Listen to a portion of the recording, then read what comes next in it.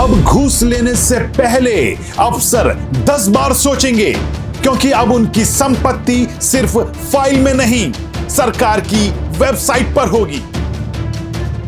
CM से लेकर IAS, IPS तक सबको बताना होगा कितनी जमीन, कितना पैसा और कितनी देनदारियां हैं।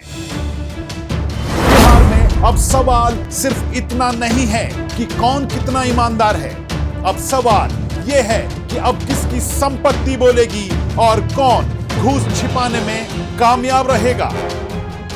बिहार में पहली बार ऐसा हो रहा है जब मुख्यमंत्री से लेकर आईएएस, आईपीएस और बाबू तक एक ही डिजिटल तराजू पर तोले जाएंगे। क्या यह सच में भ्रष्टाचार पर वार है या फिर एक और सरकारी घोषणा जो वक्त के साथ फाइलों में दब जाएगी? घूस की कमाई पर डिजिटल नजर है और यही आज का मुद्दा है जो गर्म है। नमस्कार, आप देख रहे हैं YBN बिहार झारखंड और मैं हूं दीपक गौड़। आप सभी दर्शकों को सबसे पहले नववर्ष की हार्दिक शुभकामनाएं। आप देख रहे हैं मुद्दा गर्म है, जहां सिस्टम से सवाल पूछे जाते हैं और जवाबों की परतें खोली जाती हैं।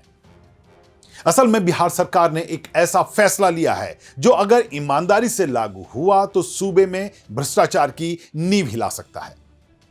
घूसखोर, कमीशनखोर कर्मचारी और अफसरों के साथ ही अब आला अफसरों की नींव हिला सकता है। 31 दिसंबर 2025 बिहार के मुख्यमंत्री, डिप्टी सीएम, कैबिनेट मंत्रियों ने अपनी अर्जित संपत्ति का ब्यौरा सार्वजनिक कर दिया। सीएम ने खुद अपनी संपत्ति का ब्यौरा देते हुए बता दिया कि उन्होंने अपने करीब 5 दशक के सियासी करियर में क्या खोया और क्या पाया। इतना ही नहीं, वह सरकार की इन योजनाओं को लागू करने के लिए एक मिसाल बन गए हैं। उन्होंने ईमानदारी से जो कमाया उसका ब्यौरा दे दिया है। अब विपक्ष चाहे तो उनके इस दावे की तफ्तीश करवा ले, लेकिन क्या सब नेता, अफसर, सरकारी कर्मचारी इसके लिए खुशी खुशी तैयार होंगे? क्योंकि अब सभी अफसरों और कर्मचारियों को एक बार को ईमानदारी की जांच वाले रडार की जद में आना ही होगा। हम अपने इस वीडियो में आगे बढ़ें इससे पहले अगर आपने अभी तक हमारे चैनल को सब्सक्राइब नहीं किया तो चैनल को सब्सक्राइब कर लें और बेल आइकन का बटन दबाना ना भूलें। तो चलिए लौटते हैं अपने वीडियो पर एक बार फिर। बता दें कि अब सीएम, डिप्टी सीएम, मंत्रियों की संपत्ति का ब्यौरा सामने आने के बाद इस पर ब्रेक नहीं लगने जा रहा है। प्रदेश में तैनात सभी आईएएस, आईपीएस, सिविल सर्विस से जुड़े अफसरों के साथ ही राज्य सरकार के तमाम अधिकारी और कर्मचारी सबके लिए एक आदेश पहले ही जारी हो चुका है, जिसमें उन्हें 2025 में अर्जित संपत्ति को सरकारी वेबसाइट पर अपलोड करना होगा। अब यह सिर्फ सूचना नहीं, यह सिस्टम में दखल है। हालांकि अब तक का अनुभव क्या कहता है? अगर यह सवाल कोई पूछे तो जवाब यही मिलेगा कि नियम नीचे वालों पर और रियायत ऊपर वालों को। क्लर्क से पूछा जाता है तुम्हारी जमीन कहां से आई, लेकिन नीति बनाने वाले अफसर से कोई नहीं पूछता इतनी संपत्ति किस रास्ते से आई। लेकिन इस बार सरकार कह रही है क्या अफसर और क्या कर्मचारी सब बराबर होंगे, और यह मुद्दा यहीं से गर्म भी होता है, जिसमें पूछा जा रहा है कि क्या वाकई में इस बार मुख्यमंत्री और क्लर्क सही में एक ही तराजू में तोले जाएंगे, या फिर तराजू एक होगा लेकिन बात अलग अलग। अगर यह बराबरी सिर्फ कागजों में हुई तो भरोसा और टूटेगा। यह फैसला सिर्फ कर्मचारियों का नहीं है, बल्कि यह उन अफसरों का है जो तय करते हैं किस फाइल पर कितनी तेजी चलेगी और कौन सा नियम किस पर लागू होगा। अब उन्हीं अफसरों से कहा गया है अपनी संपत्ति बताइए, अपनी देनदारियां बताइए और निर्धारित समय के भीतर सब कुछ डिजिटल रिकॉर्ड में डालिए। लेकिन इस सब को लेकर अब ब्यूरोक्रेसी वाले गलियारे से लेकर आम आदमी की जमीन तक एक बड़ा सवाल खड़ा हो गया है।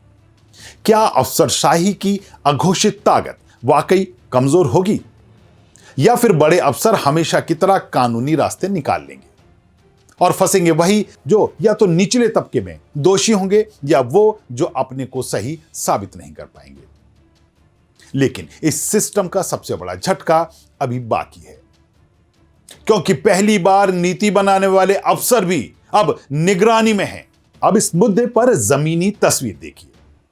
निचले स्तर के कर्मचारी कह रहे हैं फॉर्म जटिल है, इसे भरने के लिए समय बहुत कम है, उन्हें दूसरे काम भी दिए जा रहे हैं, और इस बीच यह फॉर्म उन पर एक दबाव बना रहा है। हालांकि पिछले दिनों तो कर्मचारियों ने इस पूरे मामले में दबाव में आते हुए आला अफसरों तक को लपेटना शुरू कर दिया था, जिसमें कहा जा रहा था कि सरकार निचले कर्मचारियों पर तो नियमों की सख्ती दिखा रही है, लेकिन आला अधिकारी 2-2, 3-3 महीने की लंबी छुट्टी पर विदेश में घूम रहे हैं, उनकी जांच कौन करेगा? कैसे सरकारी अफसर विदेशों में इतने लंबे टूर पर चले जाते हैं? अब यह मुद्दा गर्म इसलिए है क्योंकि अगर प्रक्रिया ही डराने वाली होगी तो ईमानदार कर्मचारी टूटेगा। ऐसे में पारदर्शिता जरूरी है, लेकिन क्या सिस्टम इंसान को ध्यान में रखकर बनाया है? लेकिन सरकार इस बार अपनी कथनी और करनी में एक रूपता लाती दिखाई दे रही है। अब क्या कर्मचारी और क्या ब्यूरोक्रेसी। अब जब आईएएस आईपीएस को ही संपत्ति विवरण की समय सीमा में बांध दिया गया हो तो सवाल उठना लाजमी है। यह पिछले दिनों उठे सवालों से पनपते गुस्से का जवाब है या फिर सिर्फ माहौल ठंडा करने की कोशिश? हालांकि बात साफ है, जब नीचे सवाल उठते हैं तो ऊपर जवाब देना मजबूरी बन जाता है, और ऐसे मुद्दों पर चुप्पी बहुत से नए सवाल खड़े कर देती है। लेकिन इस बार सरकार का दावा मजबूत है। डिजिटल मॉनिटरिंग, सार्वजनिक डाटा, हर संपत्ति का ब्यौरा और भ्रष्टाचार पर सीधा वार। हालांकि बिहार के इतिहास में ऐसे ही कई बड़े आदेश पारित हुए, नियम बने, लेकिन सही में उन पर अमल नहीं हुआ।